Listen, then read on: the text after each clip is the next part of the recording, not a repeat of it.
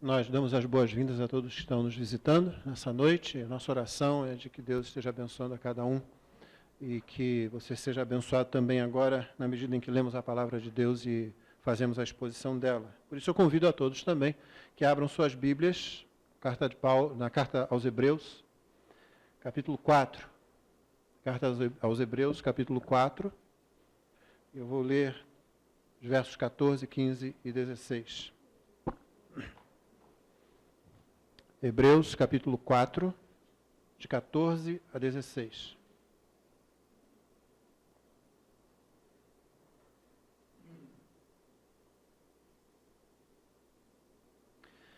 Tendo, pois, a Jesus, o Filho de Deus, como grande sumo sacerdote que penetrou os céus, conservemos firmes a nossa confissão, porque não temos sumo sacerdote que não possa compadecer-se das nossas fraquezas.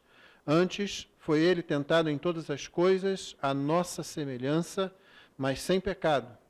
Acheguemo-nos, portanto, confiadamente, junto ao trono da graça, a fim de recebermos misericórdia e acharmos graça para socorro em ocasião oportuna. Deus abençoe a leitura de sua palavra. Irmãos, o livro de Hebreus é uma carta que é um sermão ou um sermão em forma de carta. Os estudiosos se dividem na sua opinião sobre isso. Evidentemente é escrito por alguém que estava afastado do seu rebanho e que lhes envia uma série de orientações bastante práticas. Mas a sua característica principal quanto ao conteúdo é que o autor tem a preocupação de mostrar como Cristo é superior a tudo que você possa pensar em termos de religião, mesmo em se tratando da religião dada por Deus no Antigo Testamento. Deus chamou Abraão, lá na Caldeia, na antiga Caldeia, formou dele um povo. Quando esse povo cresceu no Egito e foi libertado do Egito no Êxodo, Deus reuniu esse povo ao pé do Monte Sinai e, através de Moisés, lhe deu uma lei. A palavra lei, em hebraico, Torá, não tem esse sentido primário. O sentido primário é de instrução. Então, não é tanto uma questão de como se fosse uma lei, mas embora fosse, a sua forma é uma forma de lei, mas o seu principal objetivo é dar a seres humanos, pecadores, resgatados pelo poder salvador de Deus, no caso o povo de Israel que foi tirado do Egito, uma percepção, uma correta ideia de quem Deus é. Por isso que eu costumo dizer que se você tivesse o computador correto e o programa correto, você colocaria a lei de um lado e sairia um retrato de Deus do outro. Se é que você entende. Porque é isso que a lei faz. É um erro nosso quando nós pensamos que a lei é dada simplesmente para que você, fazendo aquilo, consiga alcançar o favor de Deus. E os apóstolos deixaram isso muito claro. Na verdade, isso já está no Antigo Testamento, e os apóstolos deixam isso claro no Novo Testamento. Paulo fala isso com todas as letras: pela lei ninguém vai ser salvo. Nenhuma alma será salva por guardar a lei. Até porque é impossível que nós guardemos a lei como devemos. E o próprio apóstolo diz que se você falha, e Tiago também auxilia Paulo nisso, se você falha num ponto, falhou em todos. Então a ideia é de que você tem um Deus que é tão santo, tão justo, tão correto, tão puro, que nada do que você possa fazer, por melhor que você faça, por mais que você se esforce, vai satisfazer o conceito divino de justiça, de santidade, de pureza. Porém, a lei apresenta também um lei tão amoroso, tão misericordioso, tão longânimo, tão bondoso, que ele mesmo provê meios de pecadores como nós sermos readmitidos à sua presença como filhos amados. E ele é quem faz isso. Então, a lei, nos seus vários dispositivos, e no culto que ela ensina, o culto que ela instrui o povo a ser realizado no templo, ela mostra a severidade e a bondade de Deus. Como Paulo diz aos Romanos, considerai a severidade e a bondade de Deus. Ela mostra a justiça, ela mostra a misericórdia, ela mostra o juízo, ela mostra o amor, ela mostra a santidade, ela mostra a longanimidade, a paciência de Deus. É isso que a lei mostra. E o autor de Hebreus, ele está escrevendo a um grupo de pessoas, por isso tem esse nome, aos Hebreus, porque é um grupo de pessoas que conhece a lei e que conhece tudo que era feito no templo. Embora o autor de Hebreus não use tanto o templo, ele usa aquele imóvel móvel que antecedeu o templo, chamado tabernáculo. Ainda lá, aos pés do Sinai, o povo de Israel, seguindo as instruções que Deus deu através de Moisés, construiu o tabernáculo. O que era o tabernáculo? Nada mais que um templo móvel. Ele seguia mais ou menos o mesmo esquema, o mesmo desenho que mais tarde o templo em Jerusalém assumiria, só que ele podia ser transportado de um lugar para outro, ser montado, desarmado, montado novamente, e assim, enquanto o povo estava peregrinando, ele foi usado. E o autor de Hebreus usa mais o tabernáculo. Mas o tabernáculo era o lugar do encontro do povo com Deus. O tabernáculo, no meio do povo, significava que Deus estava presente no meio do seu povo, assim como o templo, no meio do povo de Israel, na capital, Jerusalém, significava que Deus estava presente no meio do seu povo. Os rituais do templo, e anteriormente do tabernáculo, que eram os mesmos, basicamente, eles eram apresentados para mostrar que Deus era acessível, mas que era difícil você chegar na presença dele. E essa dificuldade, ela é levada a um grau em que você acaba definindo uma verdadeira impossibilidade.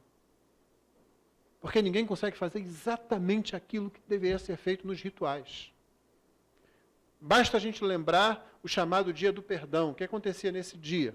O sumo sacerdote, somente ele, mais ninguém, entrava no lugar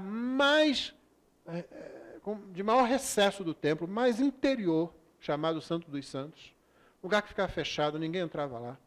Só o sumo sacerdote, uma vez por ano, para oferecer o sacrifício. E antes de fazer isso, o sumo sacerdote tinha que se preparar ele mesmo, ele oferecia sacrifícios pelo pecado dele, ele vestia uma roupa numa ordem certa, ele tinha que se banhar, aí vestia a primeira parte da roupa, depois a segunda camada da roupa, depois a terceira, depois colocava os adereços, depois colocava a mitra na cabeça, depois ele estava todo aparatado, e todo mundo lá, os sacerdotes ajudando, e o povo lá naquela expectativa, enquanto ele então se preparava, pegava uma oferta de sangue, finalmente entrava com incenso, com sangue naquele lugar, ninguém via o que estava acontecendo lá dentro, só ele ficava lá. E houve uma época, houve um período em que se diz que as pessoas começaram a pensar, e se esse sacerdote morre aí dentro, se esse sumo sacerdote morre aí dentro? Quem vai entrar lá para tirar o corpo dele? Ele dá um ataque qualquer lá e morrer. Aí houve um momento em que pessoas pensaram, segundo se diz, em amarrar uma corda, então ele entrava ali com uma corda amarrada no tornozelo, porque se acontecesse alguma coisa, fosse necessário, puxavam ele lá de dentro, porque ninguém tinha coragem de entrar lá. A ideia, irmãos, é o seguinte: Deus é acessível, mas do jeito dele. Deus não é acessível do nosso jeito. Deus não é acessível do modo como eu penso que eu posso chegar a ele. Toda vez que eu penso que Deus é acessível do meu modo, é porque eu estou imaginando um outro tipo de Deus. Eu não estou imaginando o Criador dos céus e da terra, o sustentador da vida, o Salvador dos homens. Eu estou imaginando Deus na minha cabeça. Você pode fazer isso. Qualquer um pode fazer isso. E depois você pode arcar com as consequências disso também. Você inventa um Deus da sua cabeça, vamos ver se no final ele vai socorrer você, se ele vai livrar você do Deus verdadeiro. O Deus verdadeiro, no entanto, impõe suas condições. E todo mundo que chegava para o culto no tabernáculo sabia disso. Então aquele dia era um dia especial. Era antecedido por jejum, era antecedido por uma atitude de reverência, por uma atitude de temor, enquanto o sacerdote oferecia lá o sacrifício para que o povo tivesse o perdão. Hebreus usa toda essa figura. As pessoas que estão lendo conhecem essas figuras. Eu tenho que falar isso aqui porque talvez aqui nessa noite haja pessoas que não conhecem, não estão a par de todas essas coisas. Viram alguma coisa lá em Indiana Jones e os Caçadores da Arca Perdida e de repente estão informados. Toda informação que tem é que veio pelo filme. Né? E não é uma informação correta. Né? Então tem alguma informação assim? Não, não é. A situação era muito mais drástica, a situação era muito mais séria. O pecador que deu as costas a Deus, se reaproximar de Deus, não é uma coisa que o pecador possa fazer por si só. Por isso que a Bíblia ensina que não é o diabo o nosso grande problema. Então, se você tem a sua teologia alimentada pelos filmes de Hollywood, então você não tem uma boa teologia. Nos filmes de Hollywood, as coisas mais esquisitas acontecem, né? Natal mesmo, não sei por que a gente parou para ver um filme desses de terror. E é sempre a mesma coisa, é impressionante. Quando você morre, você vira o cara. Morreu, pronto. Você faz tudo que antes você queria fazer e não pode. Né? Às vezes começa a entrar um vento frio pela janela, você quer fechar a janela, não é? Tem que levantar. Se você é um homem macho mesmo, o que você faz? Querida, fecha a janela. Se tem filho, aí o filho vira controle remoto. Fulano, vai ali, fecha a janela. Não faça mais isso, morra. Se você morrer, você fecha a janela de onde você estiver. Não é porque nos filmes é assim, morreu, você fica poderoso, você consegue fazer tudo. É um negócio fantástico assim. Os demônios no filme são o pior problema que se tem, também. E para você se livrar dos demônios é difícil. Faz um ritual, aí não deu certo, esqueceu um negocinho, alguém falhou em um negócio qualquer e pronto. É um problema. Na Bíblia, o problema é Deus. O diabo não é o grande problema que a gente tem. Ele é um problema, ele é um adversário, ele é tentador, ele é acusador. Os demônios também são uma dificuldade para o ser humano. Não porque eles fazem seu pescoço ficar girando 360 graus, mas porque o grande objetivo deles é trocar a verdade pela mentira. É fazer com que a verdade seja substituída pelo engano, pela mentira, pela injustiça. Eles são realmente, mas não são o maior problema. O maior problema é Deus. O maior problema é o pecador que deixa essa vida e se encontra com Deus sem estar devidamente preparado. Esse é o maior problema. O culto no tabernáculo e mais tarde no templo demonstrava tudo isso. Não podia ser feito de qualquer jeito. Por que tanta gente tem dificuldade de ler os 5 primeiros livros da Bíblia, principalmente Levítico, Números, com todas aquelas legislações? Quando você lê aquilo, você deve pensar, não que alguém não tinha nada mais para fazer e por isso foi escrevendo aquele monte de coisa ali. Porque foi Deus quem passou aquilo para Moisés. Mas que é difícil, que há uma dificuldade, que o nosso pecado é de tal natureza, ele agride, ele é tão assintoso com relação à santidade de Deus, que o caminho de retorno a Deus se torna, de fato, impossível.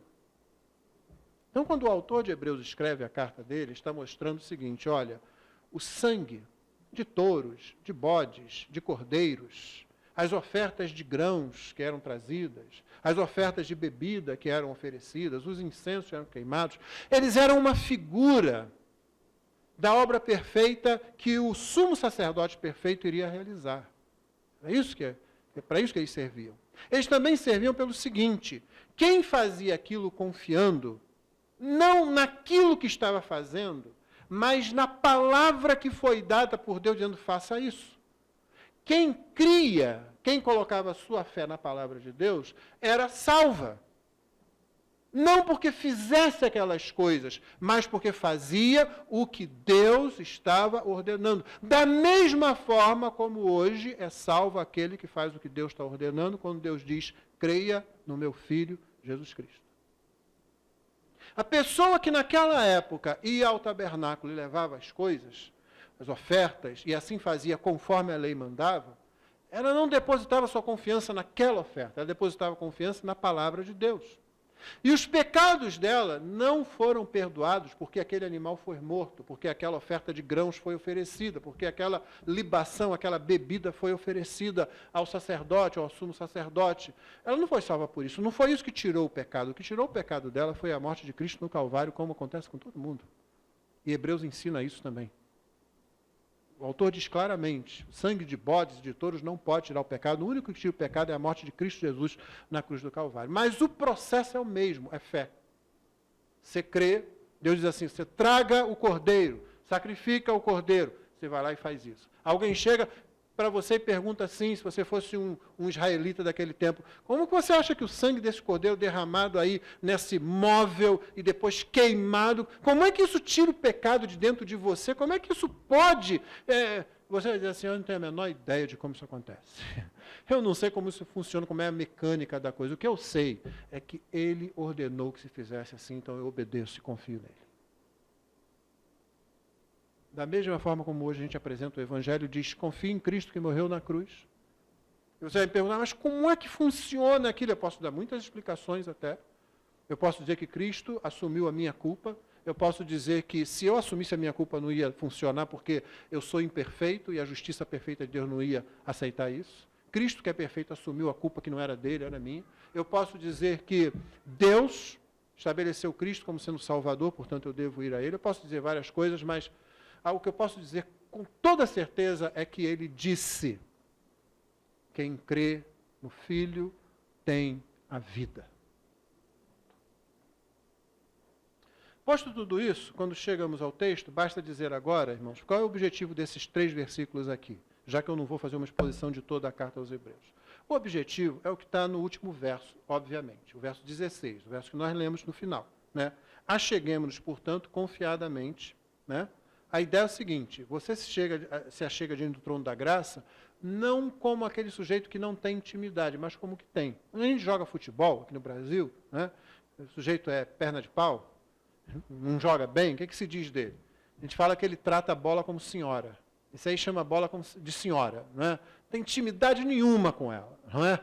Tem muita gente que é assim. Sua fé, sua religião, seu conhecimento religioso seja adquirido de onde venha, de onde quer que venha esse conhecimento, não mostra realmente como esse Deus, de quem você não pode se aproximar do jeito que você bem entende, que você não pode se aproximar do jeito como você ou outra pessoa formula, esse Deus que estipula o modo como a gente se achega a Ele, esse Deus que é, como disse um teólogo, o totalmente outro, porque Ele é totalmente separado de você, é ao mesmo tempo aquele que está perto de você, envolve você e que chama você para Ele. É aquele que estabelece um caminho, uma ponte pela qual você pode vir e ela é segura. Então a ideia é que aqueles que creem em Cristo tenham essa confiança e cheguem confiantemente, confiadamente. Assim como os nossos filhos pequenos entram na sala onde a gente está e eles não observam cerimonial. Eles correm, simplesmente eles veem o pai, eles veem a mãe.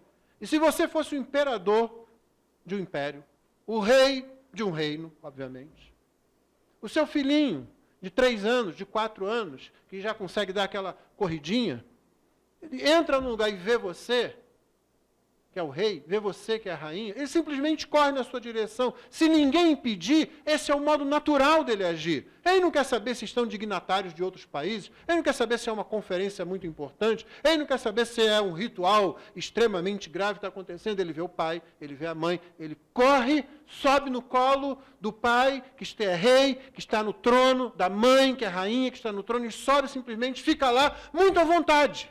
A menos que alguém venha e o tire dali, ou que à medida que ele vai crescendo, alguém vai dizendo: olha, você não pode fazer isso sempre. Seu pai, sua mãe estão agora nessa situação e você tem que dar um tempo. Mas a criança simplesmente vai. Os meninos à volta de Jesus não queriam saber o que estava acontecendo. Eles queriam chegar-se a Jesus. E aquilo parece ter sido tão bagunceiro, como geralmente as crianças fazem, que os discípulos começaram a afastar. E o Senhor Jesus repreendeu os discípulos. Não afasta essas crianças de mim. Deixa que elas venham a mim. Porque é assim que elas fazem. A mesma atitude é requerida de nós, incentivada. E, na verdade, o texto nem está ordenando. O texto está dizendo, está dando, é uma grande boa notícia aqui. Você pode chegar-se diante do trono de Deus para que você receba misericórdia, para que você ache graça quando o momento for necessário, quando você precisar de socorro em ocasião oportuna, você pode chegar com confiança infantil diante do trono de Deus.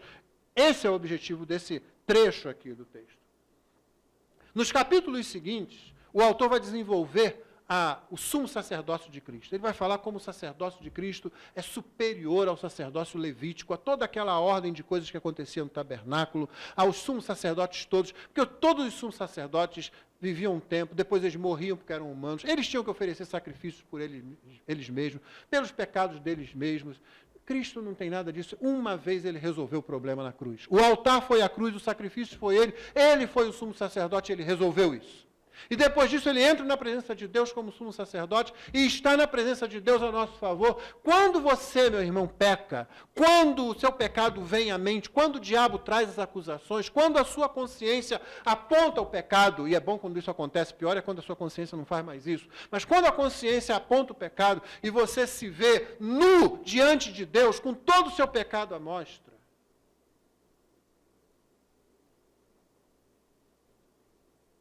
o nosso sumo sacerdote, como que ele se coloca na frente. Você imagina a cena? O trono de Deus Pai está ali. Aí você, de repente, se vê no seu pecado aqui. totalmente nu, totalmente desprotegido, totalmente exposto, totalmente à mostra na sua insignificância, no seu erro, no meu erro, na minha fragilidade, na minha pecaminosidade, estou ali, de repente uma sombra me cobre, entre eu e o Pai está o sumo sacerdote. O Pai não vê mais a mim no meu estado, ele me vê através de Cristo. Você tem ideia do que é isso? Essa é uma grande boa notícia. O diabo fica no seu ouvido dizendo assim, mas você, pecador, o pessoal da sua igreja é melhor do que você. Ninguém está lá cometendo esse erro que você está cometendo. Isso pode ser verdade. Isso pode ser verdade. Essa acusação pode ser vazia, essa acusação pode ser correta. Ainda assim, se você crê em Cristo, você chega diante de Deus, ele se coloca, ele se interpõe, ele é o sumo sacerdote.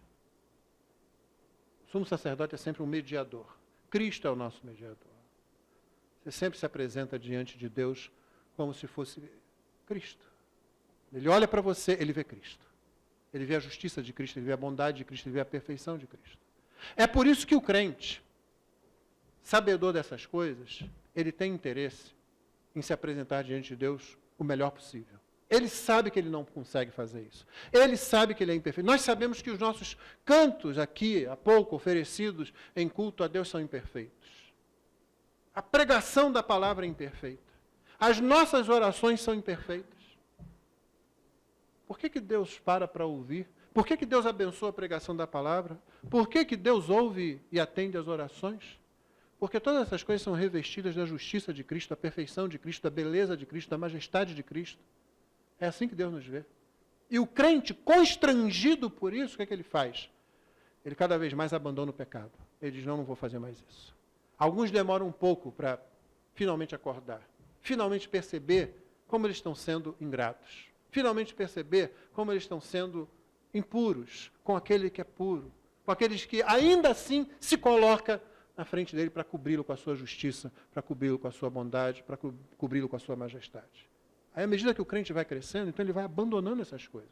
Ele quer se parecer mais com esse sumo sacerdote. Então, essa é a ideia do texto. Que eu e você nos apresentemos confiadamente. Porque antes de colocar isso, como ele coloca? Ele diz assim, tendo, pois, a Jesus, Filho de Deus, como grande sumo sacerdote que penetrou os céus, que depois da sua morte ele subiu aos céus e, como eu disse, está lá diante de Deus por nós, conservemos firme a nossa confissão. Muita coisa tenta roubar a sua confissão de você, irmão. A confissão de que Cristo é o Senhor. A confissão de que Deus, em Cristo, salva. De que Cristo é a nossa justiça. De que Cristo é a nossa salvação. Muita coisa tenta tirar isso de você. As principais delas e as mais perigosas são o seu próprio pecado, a sua própria imperfeição, porque são a base sobre a qual o diabo trabalha. Por favor, não entenda mal. Eu não disse que são base legal, jurídica, forense, essa coisa toda que o pessoal inventa por aí. Nada disso, não. São a base óbvia, a base real sobre a qual o diabo trabalha, a sua imperfeição. Ele vai lá e aponta aquilo. Ele aponta o erro, ele é o acusador dos irmãos, como diz Apocalipse, é isso que ele faz. Ele é o tentador. A tentação não é só faça errado. A tentação também é, viu, você não é capaz de fazer isso tão certo. Então, se entregue ao erro.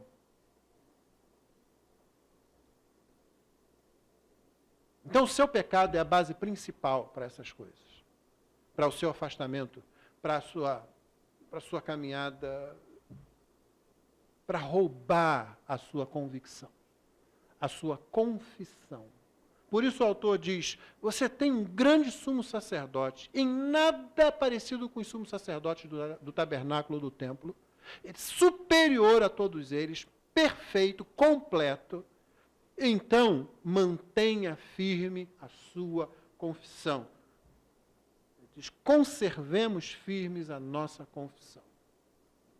Isso é a realidade. O que o diabo sopra no seu ouvido, o que outras pessoas vêm dizer a você, podem até ser verdade no que toca aos seus erros, mas isso aqui é a verdade que diz que mesmo com esses erros, o único lugar que você tem para ir ao trono da graça de Deus é se apresentar lá. E como eu disse, à medida que o crente percebe e entende isso, ele vai abandonando o pecado. Segundo versículo, porque não temos sumo sacerdote que não possa compadecer-se das nossas fraquezas. Por que é que você pode confiantemente, com aquela confiança infantil? Porque ele sabe o que você passa. Ele pode se compadecer das nossas fraquezas. Antes, continua o texto, foi ele em tudo tentado, à nossa semelhança, como nós, tentar em todas as coisas, sem pecado. Ele não pecou, mas ele sabe o que é sofrer a tentação. Já falei aqui sobre a doutrina da impecabilidade de Cristo, vocês não se lembram? Será que você se lembra do conteúdo dessa doutrina? Há 2 aspectos nessa doutrina, e ela é uma boa doutrina, no sentido de ser uma doutrina muito importante. Cristo não pecou, absolutamente, não cometeu nenhum pecado. Esse é o primeiro ponto da doutrina. O segundo ponto da doutrina, que é o que as pessoas realmente têm mais dificuldade, é que Cristo nunca poderia ter pecado. Não tem como Cristo ter possibilidade de pecar na sua vida terrena. Aí você diz o quê? Então, peraí, o que ele fez demais? Se não havia possibilidade, não havia possibilidade. Por que não havia possibilidade? Porque ele é perfeitamente Deus, assim como ele é perfeitamente homem. Então, a natureza divina de Cristo não permitiria que ele pecasse. Você se lembra de como eu completei esse ensino? Será que alguém se lembra? Faça o seu pastor feliz e diga, pelo menos assim eu me lembro. Qual é a resposta para isso? Porque você ainda permanece dizendo, não é? Ora, se ele não podia pecar, se a natureza divina nunca permitiria que ele pecasse, que a natureza humana cometesse pecado, qual é a vantagem então? Eu não tenho natureza divina, ele tinha, qual é a vantagem então? Então eu dei para você o exemplo, talvez agora você se lembre, daquele retentor da porta. Lembra? Há pouco tempo atrás nós colocamos vidros na porta aqui em cima, lembra? Aí, pouco tempo depois, o vidro foi quebrado. Susan não olha para a pessoa. Você não precisa olhar acusadoramente para quem fez isso. Você viu que eu olhei para o outro lado? Então, o vidro foi quebrado. Alguém entrou, abriu, bateu no banco ali, quebrou o vidro. Aí eu falei assim para a nossa diretor do departamento de patrimônio, precisamos colocar um retentor aí nessa porta. O que o retentor faz? Ele impede que a porta se choque em outra coisa. Talvez você tenha na sua casa, né? Abre a porta, para a maçaneta não bater na parede, ficar lá, acabar marcando a parede. Você põe no chão um retentor, ele impede que a porta chegue lá. Esse retentor é a natureza divina, na minha ilustração, tá bom? A parede é o pecado. A porta seria a natureza humana de Cristo. A natureza humana, ela é tentada. O pecado está ali. Ela pode finalmente chegar lá. Mas o retentor impede. Você entendeu até agora? Está acompanhando? Tá? Então, por isso que a natureza divina, o retentor, nunca permitiria que a porta, a natureza humana, chegasse ao pecado. E você vai continuar me dizendo, mas então, qual é a vantagem? Eu não tenho esse retentor, eu não tenho essa natureza divina. A questão aqui, na doutrina da impecabilidade de Cristo, é que Cristo não pecou, nunca cometeu nenhum pecado, mas nunca chegou a usar esse retentor. A porta nem sequer chegou ao retentor. A natureza humana, em direção ao pecado, que é a parede, parava antes. Ela não precisava usar o retentor ali. Ele não foi alguém que não pecou por causa da sua natureza divina. Ele foi alguém que não pecou porque confiou em Deus, Pai. Você percebeu? Ele não utilizou a natureza divina para isso. Então você não pode dizer, eu não tenho natureza divina. E ele não usou a que ele tinha. Parou antes, sempre. Essa é a ideia. Mas aqui está o ponto importante para esse texto. Quem é, tente responder essa pergunta, quem é que experimenta mais impiedosamente, mais fortemente, mais intensamente o poder da tentação? Quem cai na tentação ou quem não cai na tentação?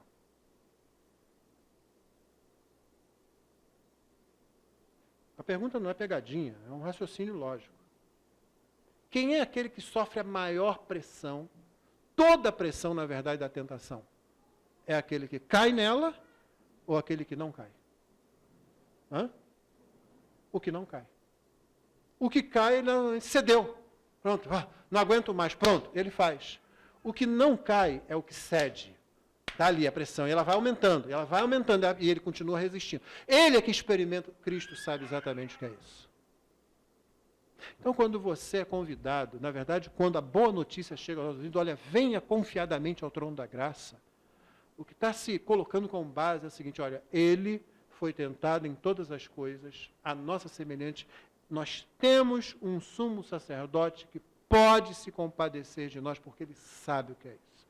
E ele foi tentado em todas as coisas, porém sem pecado, ou seja, ele experimentou a tentação num grau que você só experimentará se você resistir à tentação e não cair nela.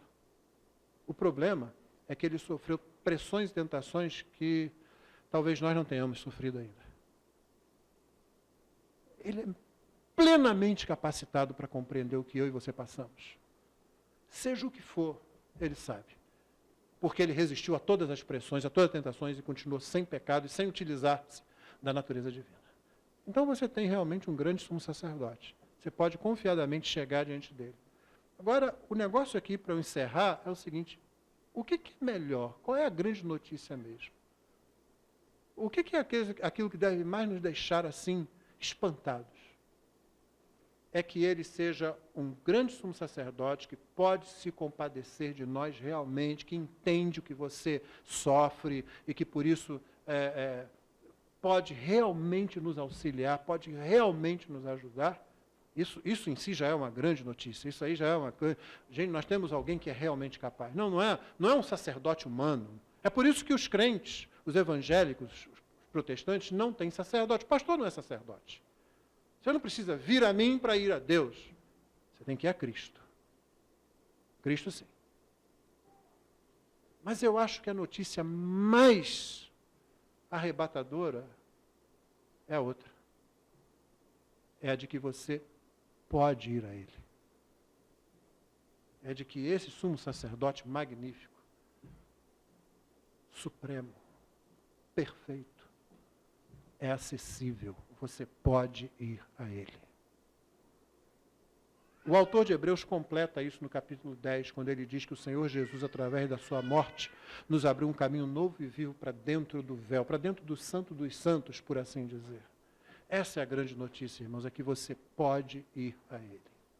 Certamente é uma grande notícia, certamente é uma coisa maravilhosa que Ele seja perfeito, que Ele seja capaz, que Ele seja competente, que Ele seja absolutamente pronto para o seu papel de sumo sacerdote. Mas me chama mais a atenção o fato de que a mim, pecador, imperfeito, miserável, muitas vezes infiel, mesmo depois de ter sido salvo, de que a mim, pecador, nessas condições, o acesso a Ele seja aberto.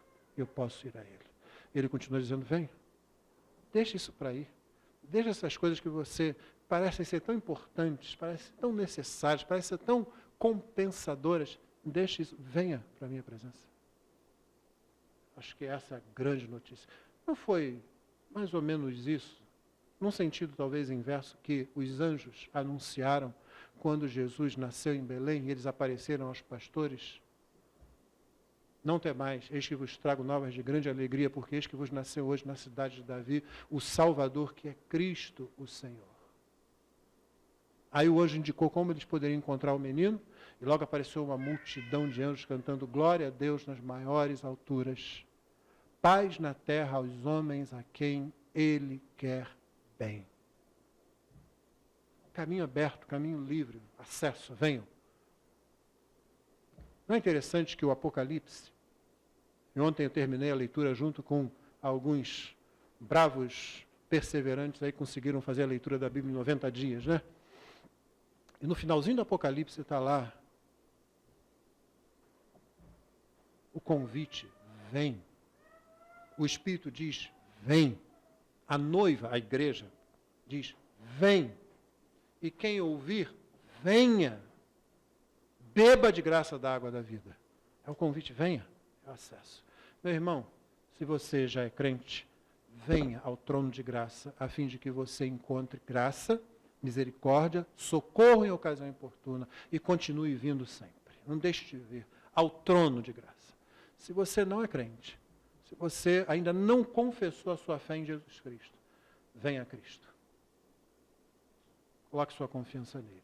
Ele é um Salvador digno, fiel. E você pode ir a Ele. Ele convida. Deus nos abençoe.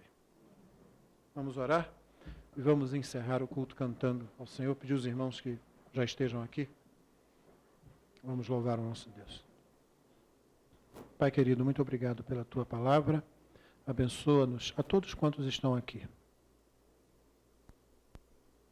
De modo que nos acheguemos ao Senhor Jesus, nosso grande sumo sacerdote, confiadamente, ó Deus, para desenvolver os nossos chamados, as vocações que o Senhor tem distribuído no meio do Teu povo, para que homens sejam cabeças de sua casa, para que as mulheres se sujeitem aos seus maridos, para que pais criem seus filhos no temor e admoestação do Senhor, sem fazer com que eles se irem, para que filhos se sujeitem a seus pais como ao Senhor, para que todos nos sujeitemos uns aos outros, para que nas relações, nos relacionamentos, onde subordinação é pertinente, que nós façamos isso como ao Senhor também. Concede-nos graça, Senhor, para que estejamos vindo sempre ao trono de graça, ao sumo sacerdote perfeito, ao grande sumo sacerdote. Aplica a Tua palavra, portanto, a cada pessoa, a cada irmão, cada um dos que estão aqui, e a todos aqueles que tiverem acesso a essa mensagem pela mídia. Dá-nos a Tua graça, nós pedimos, Senhor, durante essa semana que se inicia. Concede-nos uma noite de repouso, de descanso. Visita os que estão enfermos, que eles tenham uma noite de conforto, uma noite de alívio. Que o Senhor abençoe tratamentos, remédios. Nós confessamos que a cura vem do Senhor, da forma como o Senhor quiser. Abençoe as nossas irmãs as nossas irmãs em final de gravidez, para que elas tenham noite mais confortável, Senhor. E para que esses momentos sejam vividos na certeza de que a antiga maldição colocada sobre o nascimento em Cristo é removida, Senhor. E aqueles que nascem dos Teus filhos nascem debaixo da aliança. E por isso nós Te louvamos também. Abençoa cada irmão, cada irmã, cada um quando retornar à sua casa ou ao seu destino. Que a Tua mão esteja sobre cada um. Nós oramos assim, no precioso nome de Jesus. Amém.